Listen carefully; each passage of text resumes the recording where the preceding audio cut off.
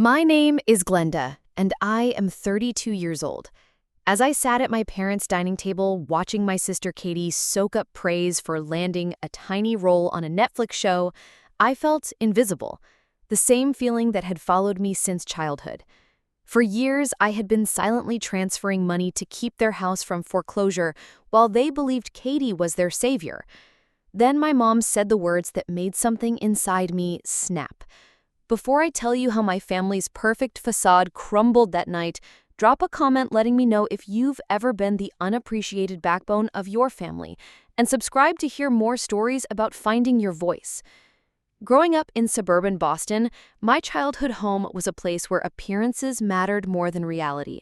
My parents, William and Diane, created a world where success was measured by trophies and applause.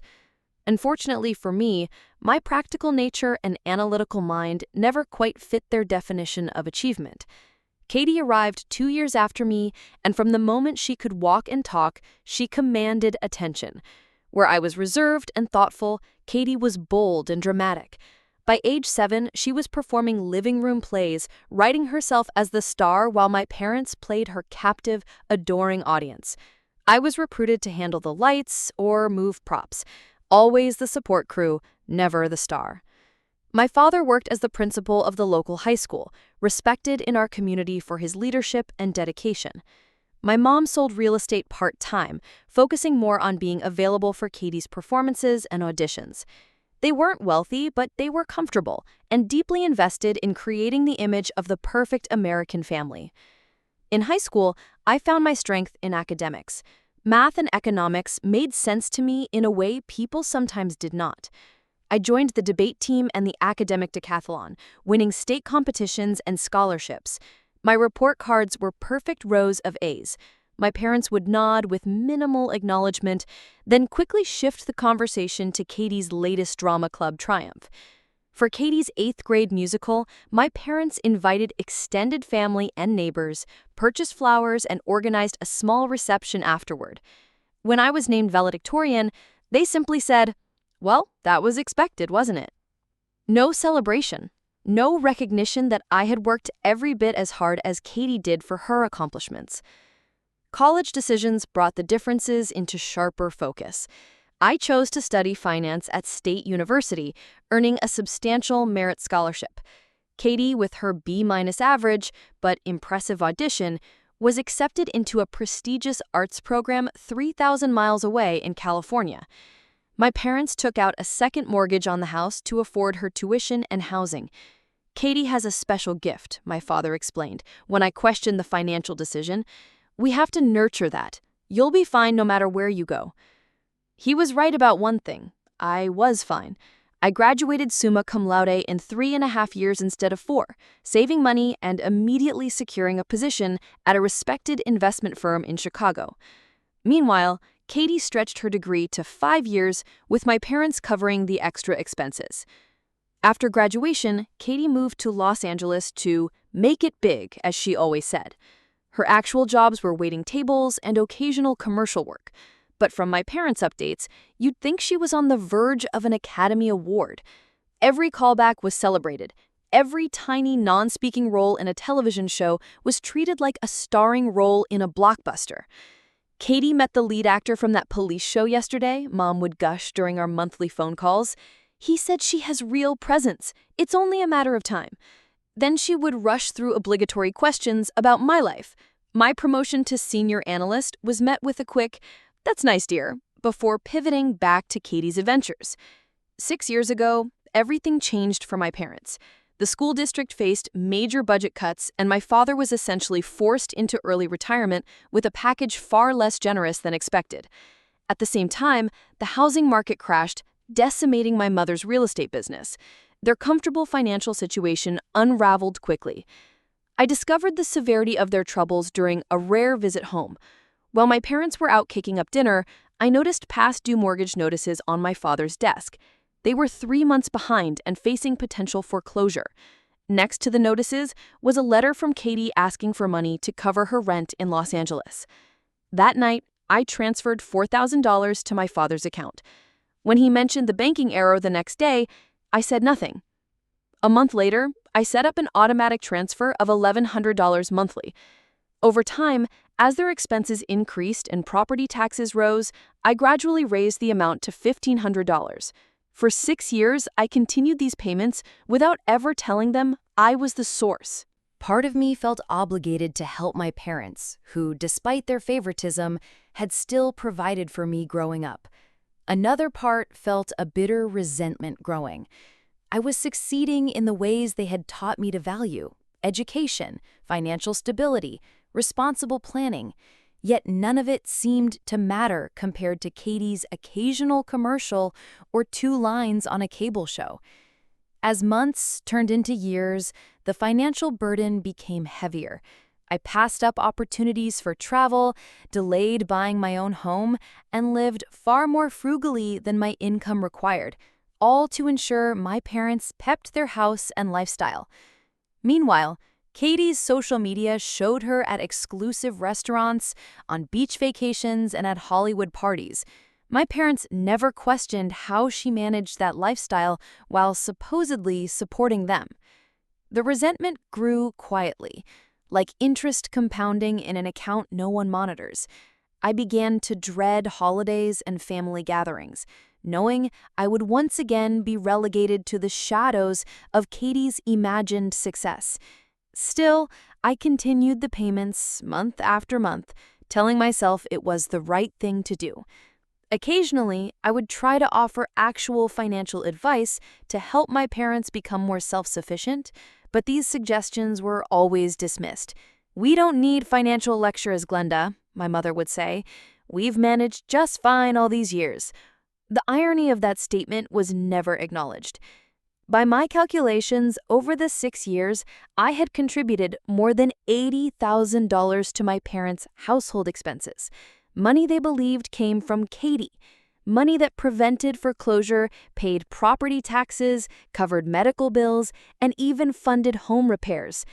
And yet, whenever I visited, Katie's childhood achievements still lined the mantel and walls. My academic awards were stored in boxes in the attic. It was as if my contributions, both financial and personal, simply did not register on my parents' scale of success. The invitation came via text message from my mother. Katie landed a recurring role on that new Netflix show.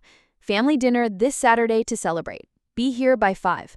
No question about my availability, no acknowledgement of the 3-hour drive it required, and certainly no awareness that I had an important presentation that same morning. Still, I rescheduled what I could, nailed my presentation, and hit the road immediately after, determined to be supportive despite the familiar knot forming in my stomach. I arrived at exactly 4:55, already seeing the driveway filled with extended family cars. Aunt Meredith's SUV took the prime spot near the door. Uncle Frank's sedan was parked along the curb, and several of my cousins' vehicles filled the remaining spaces. I had to park a block away, walking briskly in the autumn chill to avoid being late. Music and laughter spilled from the house as I entered without knocking, our family custom. In the living room, a scene straight from my childhood unfolded. Katie stood in the center, gesturing dramatically as she regaled everyone with a story. My cousins Denise and Peter sat enraptured, while Aunt Meredith nodded enthusiastically. Uncle Frank laughed heartily, his booming voice filling the room. Katie paused mid-sentence when she saw me, her expression flickering briefly before stretching into a wide smile. "Glenda, you made it!" She bounded across the room for a quick hug that smelled of expensive perfume, then immediately returned to her story. My mother emerged from the kitchen, wiping her hands on a dishcloth. "Glenda, you're right on time for once." The subtle critique was not lost on me. She gave me a quick pat on the shoulder, the closest she ever came to physical affection with me, while reserving her embraces for Katie. "Come meet Logan." Katie gestured to a tall, well-dressed man I hadn't noticed before. "My new boyfriend. He works in finance too, so you'll actually have something to talk about." Logan stepped forward, extending his hand with a genuine smile. "Nice to meet you, Glenda. Katie has told me about her successful sister in Chicago." The compliment surprised me, as did his firm handshake and direct eye contact. Most of Katie's boyfriends tended to be as self-absorbed as she was, but Logan seemed different. As we exchanged pleasantries, I took in the living room, noticing the new furniture and freshly painted walls. The hardwood floors had been refinished, and built-in bookshelves now framed the fireplace where plain drywall once stood. Renovations likely funded by my monthly transfers. Uncle Frank approached, drink in hand. "Glenda, good to see you. How's the money business?" Before I could answer, he launched into a detailed account of his own business troubles. "The restaurant supply chain is a nightmare these days. I'm thinking about restructuring some debt.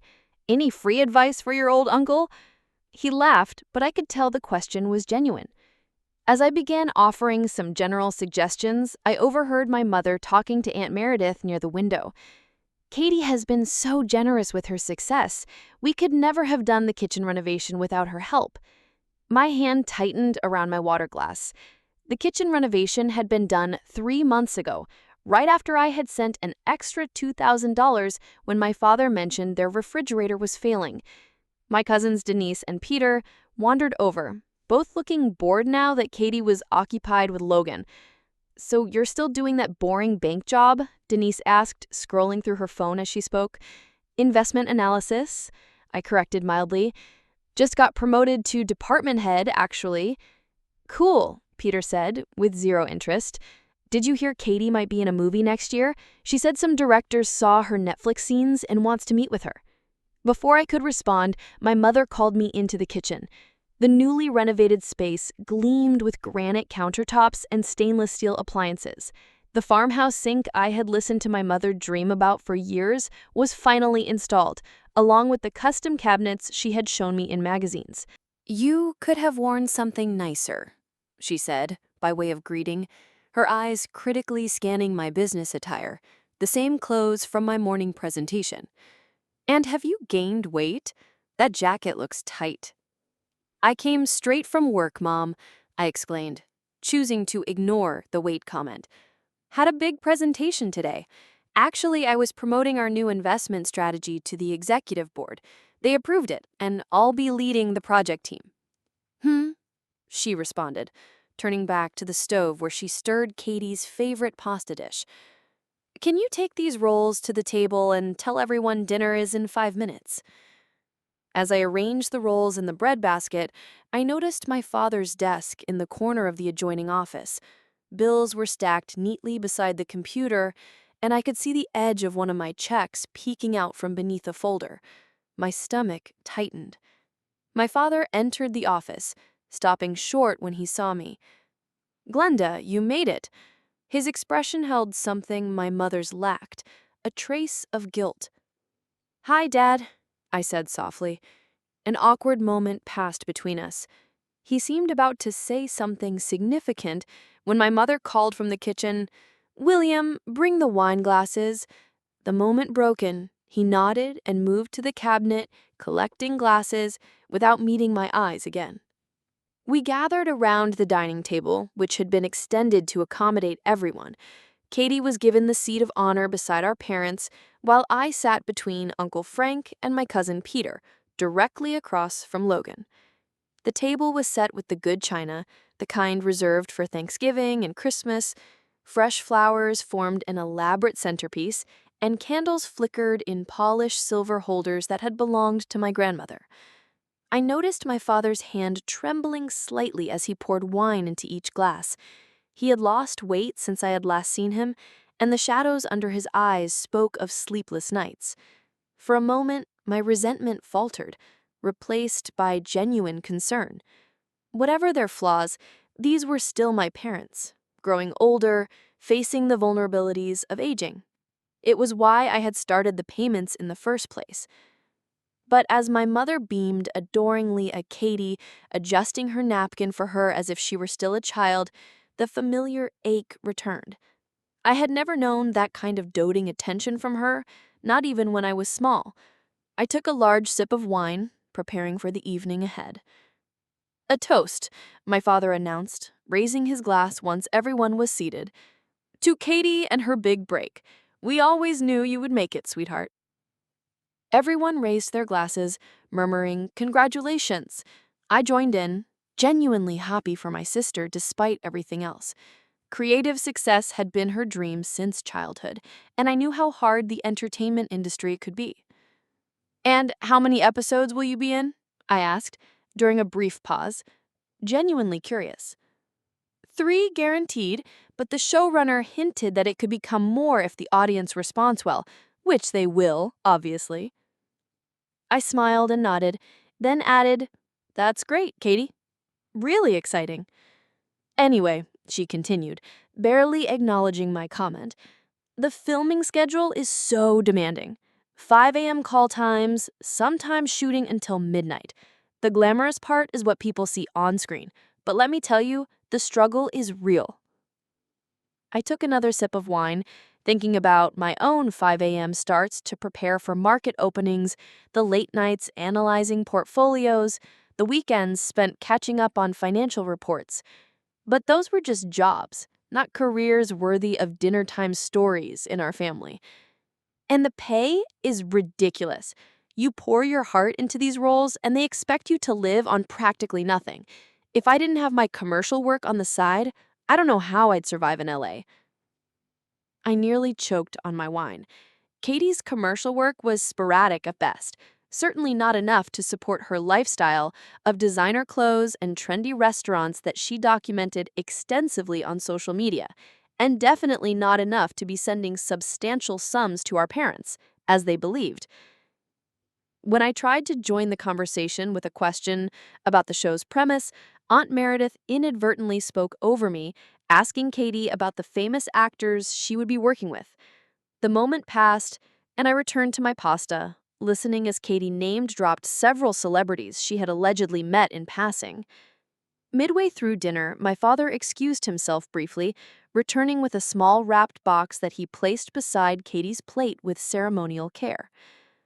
"We wanted to give you something to commemorate your first recurring role," he said, his voice thick with emotion.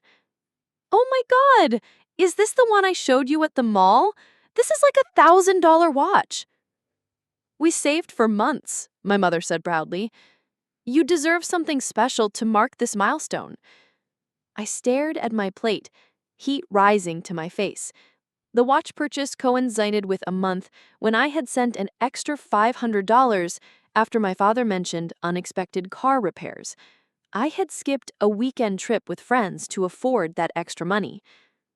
"Speaking of special things," Uncle Frank said, gesturing around the dining room, "the house looks amazing. You finally did all those renovations you've been talking about for years." "The kitchen is a dream," my mother replied, "and having the hardwood floors redone has made such a difference." It was getting embarrassing having people over with the house falling apart. I'm glad it all worked out. The implication that she had something to do with it all working out hung in the air. I set down my fork, carefully focusing on keeping my expression neutral. "So, Glenda," Logan said suddenly, looking directly at me, "department head, right? That's impressive at your age." A brief, surprised silence followed, before my mother said, "Yes, Glenda works for an investment firm. Very steady job." She turned immediately to Katie. "Tell everyone about the director who might consider you for the feature film." As Katie launched into another story, I caught Logan watching me with an expression I couldn't quite read. Curiosity, perhaps, or something like recognition. "So, Glenda," Aunt Meredith said during a lull, "any special someone in your life these days?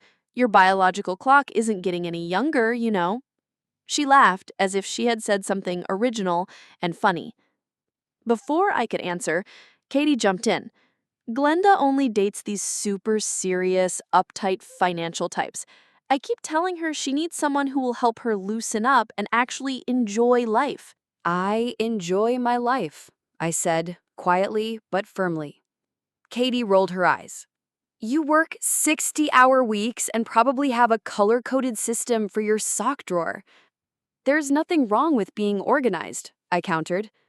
"See what I mean?" Katie said to the table at large. "So serious. I have this friend in the production department, Jason, who might be perfect for you. He's a bit more fun than your usual type." The conversation shifted to Katie's extensive social network and her apparent prowess as a matchmaker. I tuned out, taking the opportunity to refill my water glass.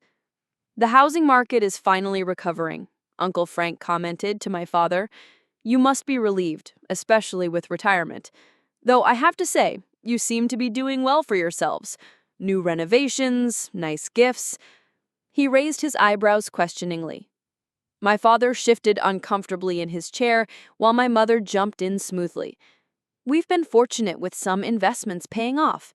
She deliberately avoided looking in my direction.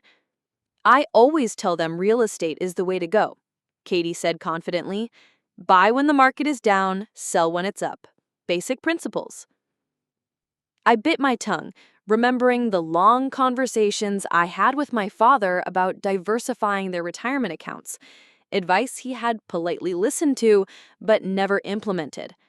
Now Katie was dispensing financial wisdom she had likely heard on a podcast, and my parents were nodding as if she were Warren Buffett. "Katie has always had a good head for these things," my mother added. "Even as a child, she understood value." Uncle Frank looked skeptical but said nothing. I noticed my cousin Denise smirking slightly, perhaps sensing the inconsistency. "Remember when the housing crash hit and things were tight for a while?" Katie said, touching my father's arm sympathetically. "I'm just glad I was in a position to help out. Family first, always." My chest tightened as I watched my parents nod gratefully at Katie. 6 years of my sacrifices were being casually claimed by my sister, who had never contributed a cent to their welfare. As far as I know, the tension in my body was becoming physical. A clenched jaw, white knuckles around my water glass, a dull ache spreading across my shoulders. Logan must have noticed my discomfort because he tried to steer the conversation elsewhere. "I understand you were a high school principal, William. That must have been rewarding work."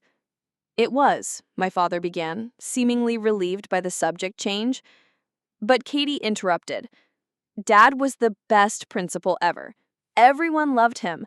I used to visit his office after school, and all the teachers would say I had his charisma. That's probably why I'm good with directors now. I learned those people skills early." Logan tried again. "Glenda mentioned you've been doing some consulting work since retirement." "Just a little career counseling at the community college. Nothing as exciting as Hollywood." He smiled at Katie. I felt a growing pressure in my chest, like a balloon slowly inflating beyond capacity. Every dismissal, every redirection, every moment of Katie taking credit for things she hadn't done, it was all building towards something I couldn't yet name, but could feel approaching with the inevitability of a storm. Honestly, Glenda, you should consider scaling back your hours. Life isn't all about work and saving money. Look at me. I may not make as much as you with your fancy finance job, but I actually enjoy my life. I took a slow, deliberate sip of water before responding. "We all make different choices."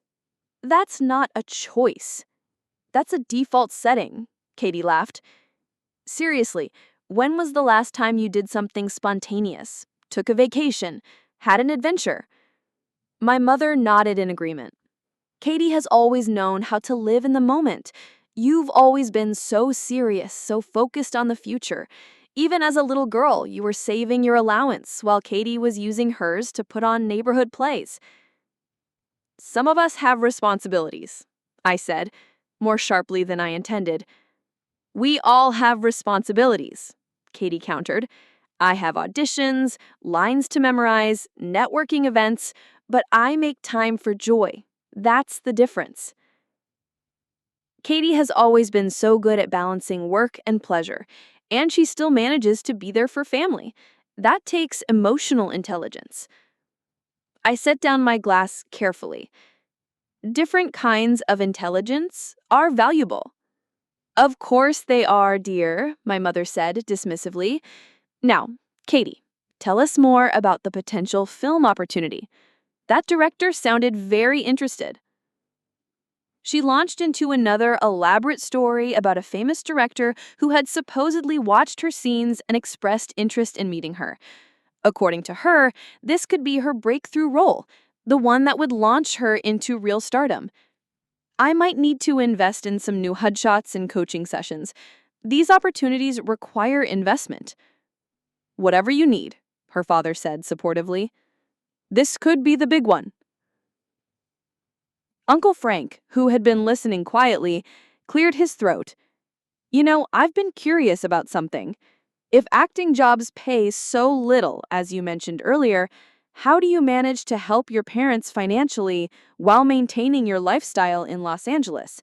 That city is notoriously expensive. A brief, uncomfortable silence fell over the table. Katie blinked several times, then laughed lightly. Good money management, Uncle Frank. I prioritize what matters. Family first, then career necessities, then personal expenses.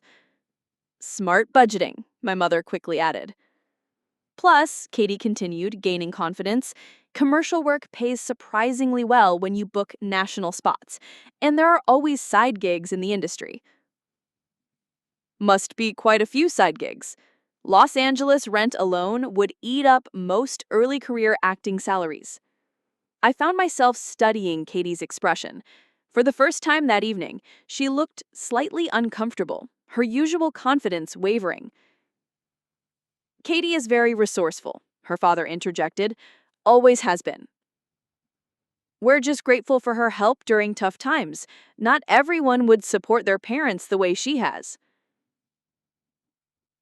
Something in me shifted. Perhaps it was the accumulation of years of invisibility, of contribution without acknowledgement. Perhaps it was the blatant falsehood being perpetuated at the table. Or perhaps it was simply that after 6 years and $80,000, I was tired of the charade. Katie, when did you start helping mom and dad financially? Katie looked startled by the direct question. Well, on and off for years now, whenever they needed it. So, around the time of Dad's early retirement, when the housing market crashed? I guess so, she said, less certain. Why are you interrogating me at dinner?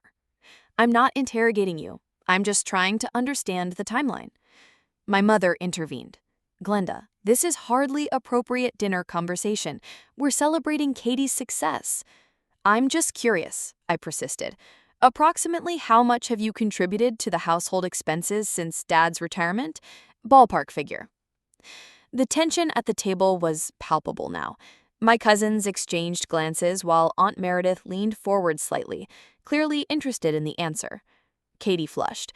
I don't keep track of that kind of thing. When family needs help, you just help. You wouldn't understand because you've always been so calculating with money. I'm an analyst. Being precise with figures is literally my job.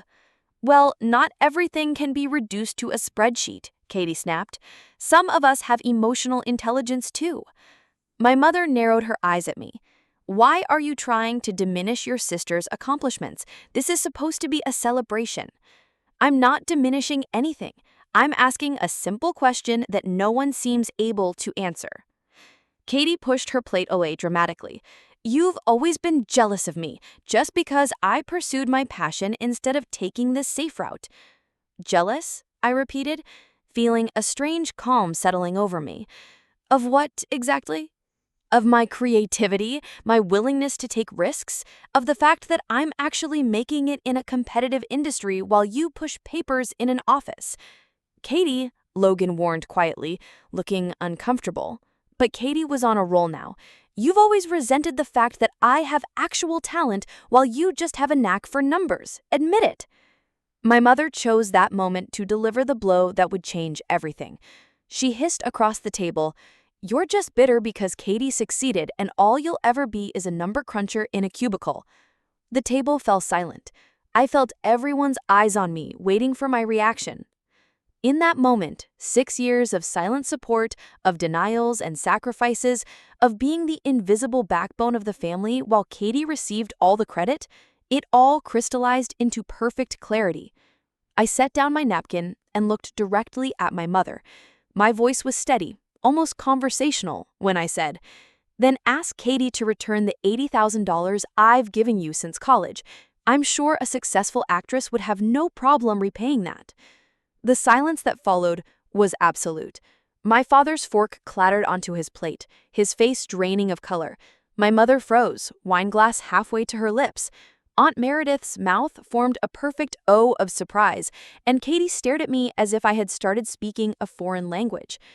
Logan looked from Katie to me, confusion giving way to understanding as he processed what I had just revealed. "What are you talking about?" Katie finally managed, her voice unnaturally high. "The monthly transfers to Dad's account, the extra money for the refrigerator, the car repairs, the property taxes, the money that kept this house from foreclosure 6 years ago." I maintained eye contact with my mother as I spoke. That didn't come from Katie, it came from me, every single month for 6 years. "That's ridiculous," my mother said weakly. "Why would you make up such a thing?" Aunt Meredith leaned forward. "Diane, is this true? Has Glenda been supporting you?"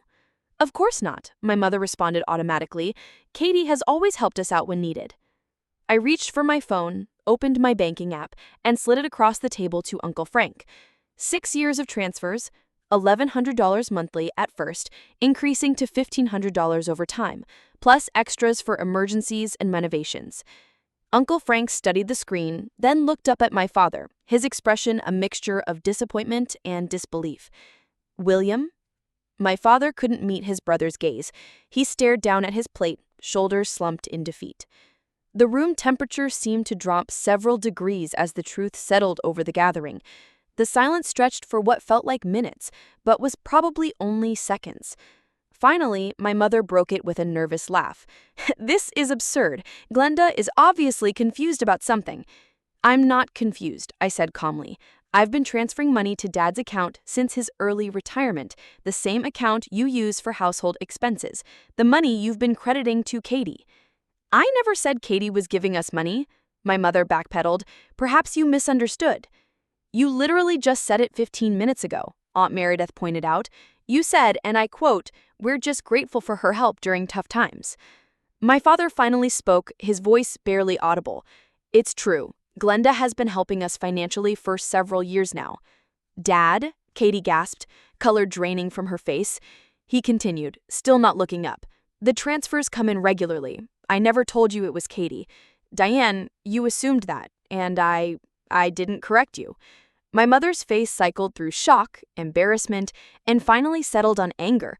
"Why would you keep something like that from me?" "Because you never wanted to admit we needed help, especially not from Glenda. It was always Katie who was supposed to be the successful one." Katie pushed back from the table abruptly. "This is humiliating. You've all been lying to me, making me think I was helping when I could barely make rent some months." Her eyes filled with tears. "No one asked you to claim credit for money you never sent," I pointed out. "I never claimed anything," Katie shouted. "Mom and Dad always said they were doing fine. Then, occasionally, they'd thank me for my support, and I thought they were just being nice about the occasional check I sent for birthdays or Christmas." "Occasional check," I repeated. "Katie, they believe you've been supporting them substantially for years. That's why they praise you constantly and dismiss everything I do. They think you're the reason they still have this house." "That's not true," my mother protested, but her voice lacked conviction. Katie turned to our parents. "Have you been telling people I was supporting you financially?" Neither answered, which was answer enough. "I can't believe this," Katie said, tears now streaming down her face. "I'm being ambushed at what was supposed to be my celebration dinner. Glenda is obviously making this up to ruin my moment because she's jealous." "I'm not making anything up," I said, pulling up more bank records on my phone. "Would you like to see 6 years of transfers? The dates correspond perfectly with the renovations, the new appliances, the property taxes." Katie flushed. "I don't keep track of that kind of thing. When family needs help, you just help. You wouldn't understand because you've always been so calculating with money." "I'm an analyst. Being precise with figures is literally my job." "Well, not everything can be reduced to a spreadsheet," Katie snapped. "Some of us have emotional intelligence too." My mother narrowed her eyes at me. Why are you trying to diminish your sister's accomplishments? This is supposed to be a celebration. I'm not diminishing anything. I'm asking a simple question that no one seems able to answer. Katie pushed her plate away dramatically. You've always been jealous of me, just because I pursued my passion instead of taking the safe route. Jealous? I repeated, feeling a strange calm settling over me. Of what, exactly? Of my creativity, my willingness to take risks, of the fact that I'm actually making it in a competitive industry while you push papers in an office.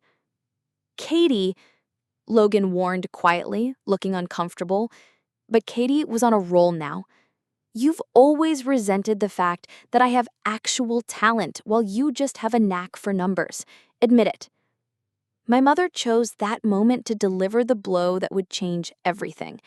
She hissed across the table, "You're just bitter because Katie succeeded, and all you'll ever be is a number cruncher in a cubicle." The table fell silent. I felt everyone's eyes on me, waiting for my reaction. In that moment, 6 years of silent support, of denials and sacrifices, of being the invisible backbone of the family while Katie received all the credit, it all crystallized into perfect clarity. I set down my napkin and looked directly at my mother. My voice was steady, almost conversational, when I said, "Then ask Katie to return the $80,000 I've given you since college. I'm sure a successful actress would have no problem repaying that." The silence that followed was absolute. My father's fork clattered onto his plate, his face draining of color. My mother froze, wineglass halfway to her lips. Aunt Meredith's mouth formed a perfect O of surprise, and Katie stared at me as if I had suddenly started speaking a foreign language. Logan looked from Katie to me, confusion giving way to understanding as he processed what I had just revealed. "What are you talking about?" Katie finally managed, her voice unnaturally high. "The monthly transfers to Dad's account, the extra money for the refrigerator, the car repairs, the property taxes, the money that kept this house from foreclosure 6 years ago." I maintained eye contact with my mother as I spoke. That didn't come from Katie. It came from me, every single month for 6 years. "That's ridiculous," my mother said weakly. "Why would you make up such a thing?" Aunt Meredith leaned forward. "Diane, is this true?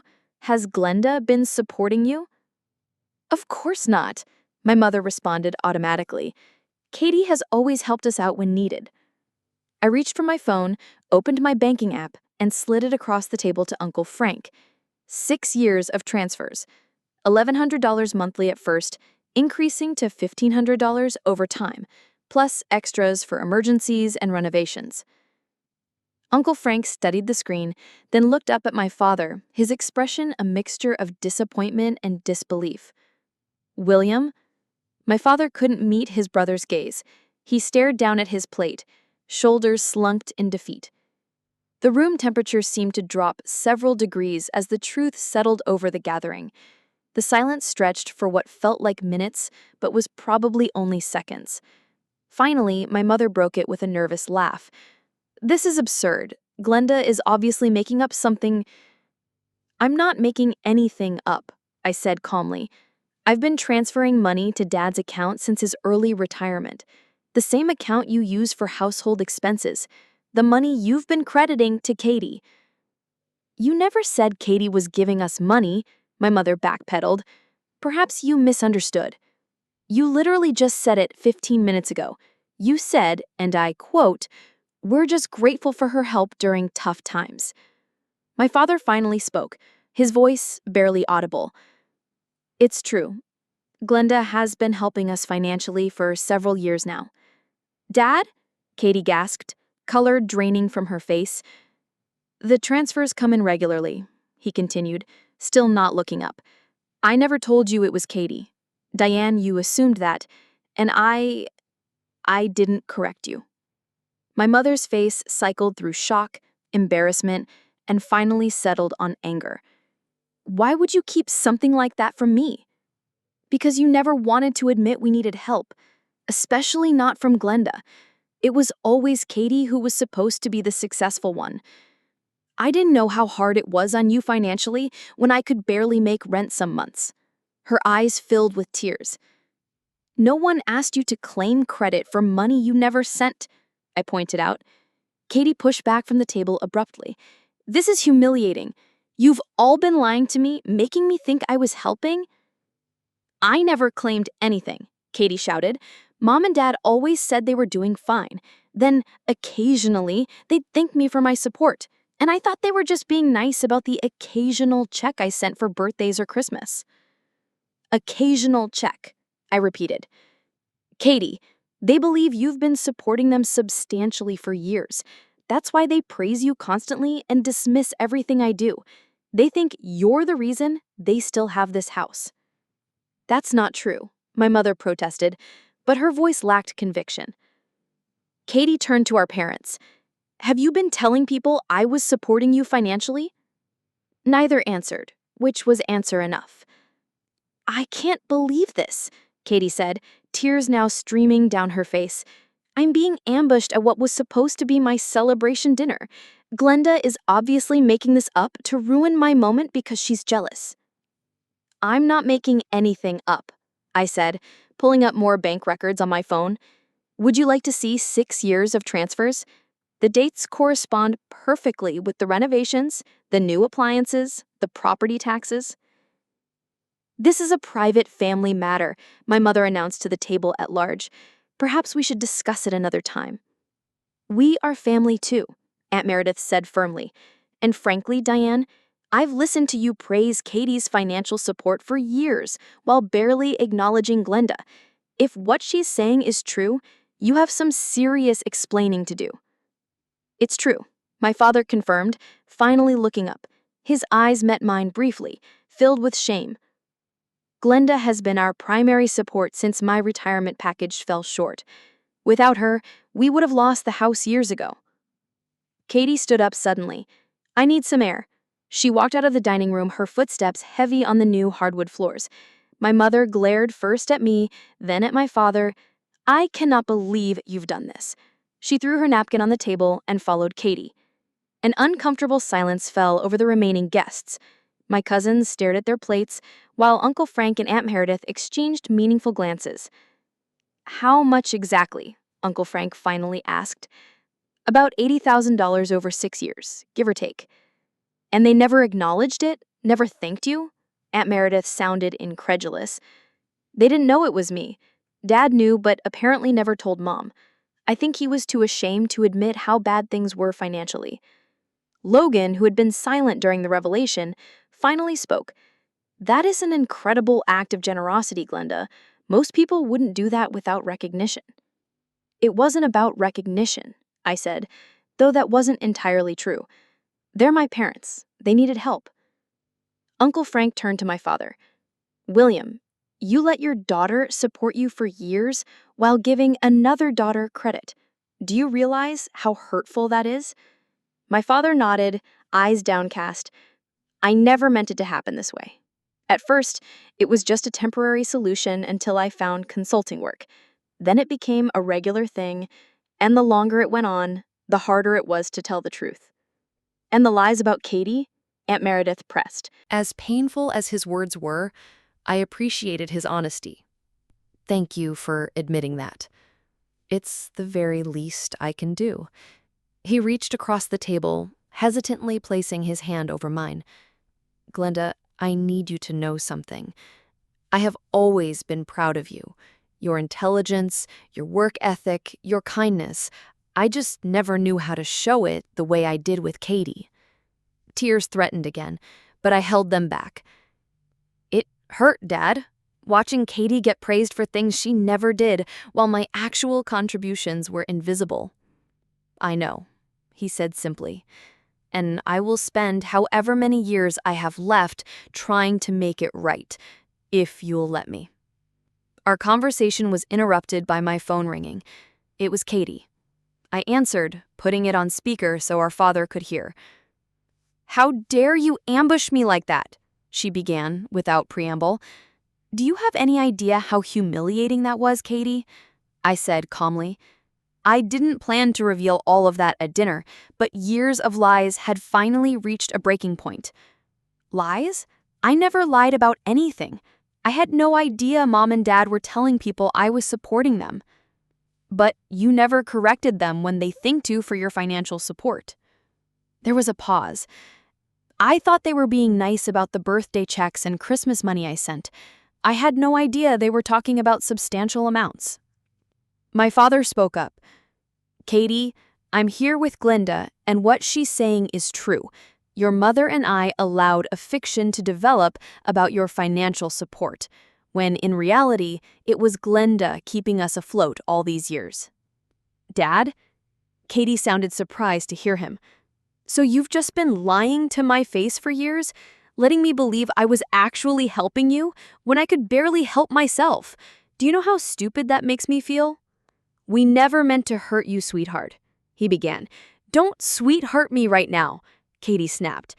I've spent years feeling guilty that I couldn't do more to help, while apparently Glenda was sending thousands of dollars that you were attributing to me. Her anger was justified, I realized. She too had been caught in our parents' web of deception, albeit in a very different way than I had. Katie, would it help if we all sat down together, maybe with a family therapist? There are clearly deeper issues here than just the money. To my surprise, she agreed immediately. Yes, because this is messed up on so many levels, and Mom is refusing to even discuss it. She's acting like nothing happened. That doesn't surprise me, our father said quietly.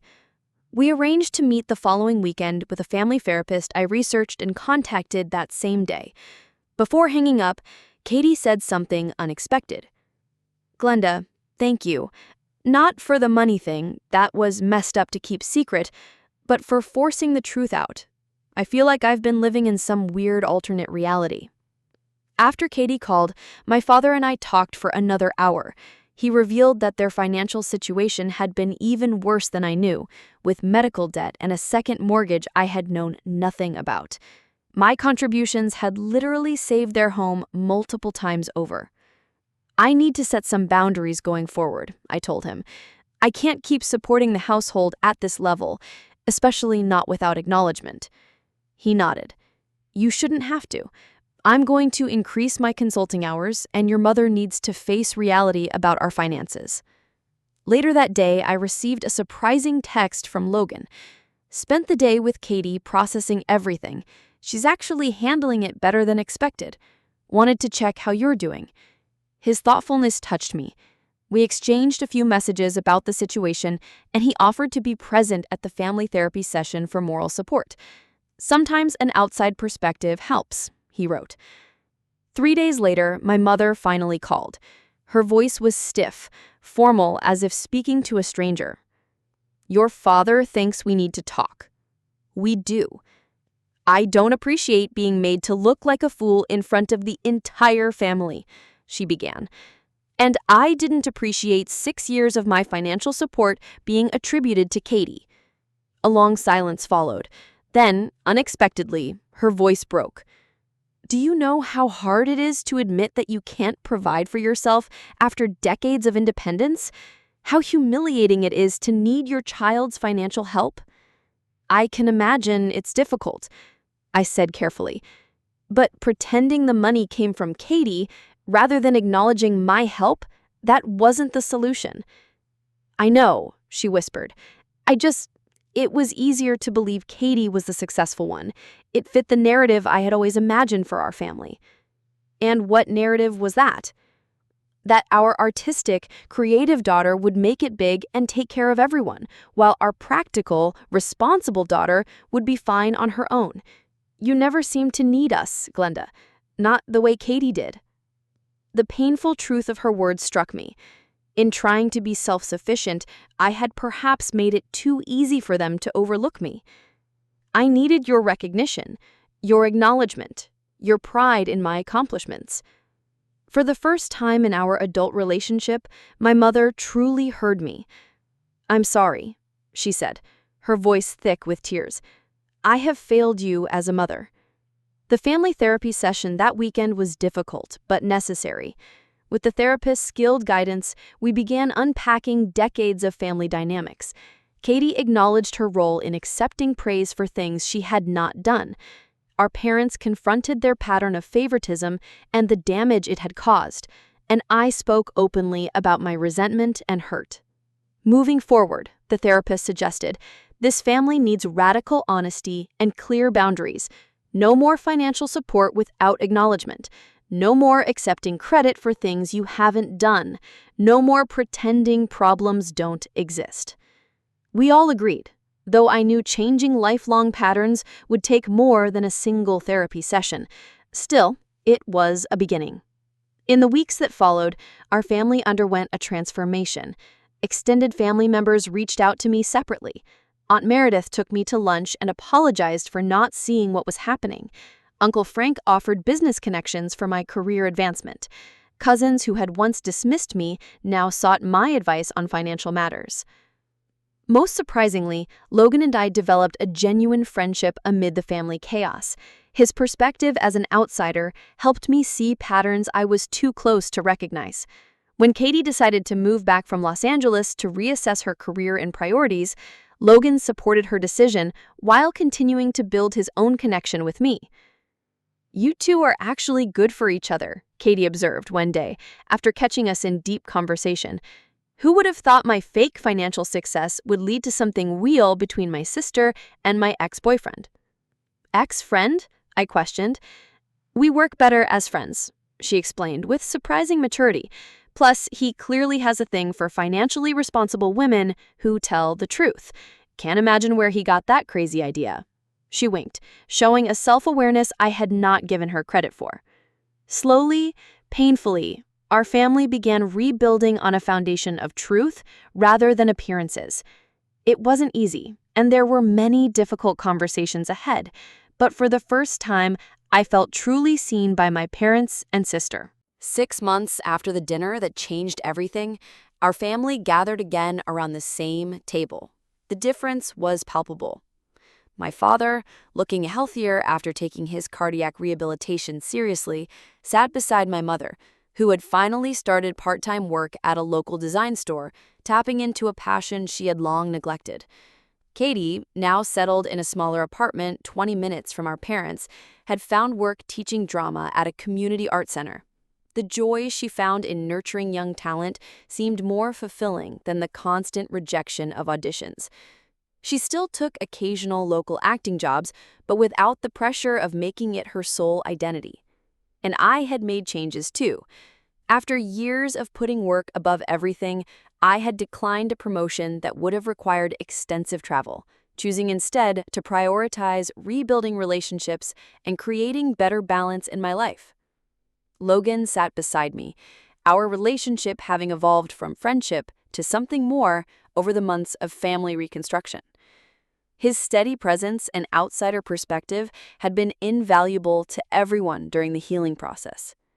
"I would like to propose a toast," my father said, raising his glass, "to honesty, however painful, and to Glenda, whose generosity kept this family afloat in more ways than one." My mother, who had struggled the most with our new reality, added, "and to forgiveness, which I am still learning to both give and receive." The atmosphere was different from our gatherings of the past. Less performance, more authenticity. We had all joined a family financial therapy group, learning healthier ways to talk about money and offer support without enabling destructive patterns. "You know what I realized?" Katie said as we cleared dishes together after dinner, a task she would have avoided in the past. "I spent so many years thinking I needed to be famous to be valuable. But teaching these kids, watching them light up when they master a scene, it feels more real than any audition success ever did." "You're really good at it," I acknowledged, having watched her teach a class the previous week. "You have a gift for bringing out people's confidence." "Speaking of gifts," my mother said, entering the kitchen with a small package, "this is for you, Glenda." I unwrapped it carefully and found a silver frame containing my graduate school diploma, something I had given to my parents years ago but had never seen displayed. "It's going on the mantle," she said firmly, "where it should have been all along, next to Katie's drama award and your father's teaching commendation." It was a small gesture, but deeply meaningful, a visible sign that my achievements were finally being valued. Later that evening, as Logan and I walked through my parents' neighborhood, he asked, "Do you regret it? The money, I mean. 6 years of supporting them secretly?" I considered carefully. I regret the secrecy, not the support. Family helps family. That part I believe in. But enabling harmful patterns, allowing lies to continue, that I regret deeply. "You know what amazes me about you?" he said, taking my hand. "You found a way to be generous without becoming a doormat. When it was time to speak up, you did, even though it was terrifying. It was necessary," I corrected. "For everyone." And it had been.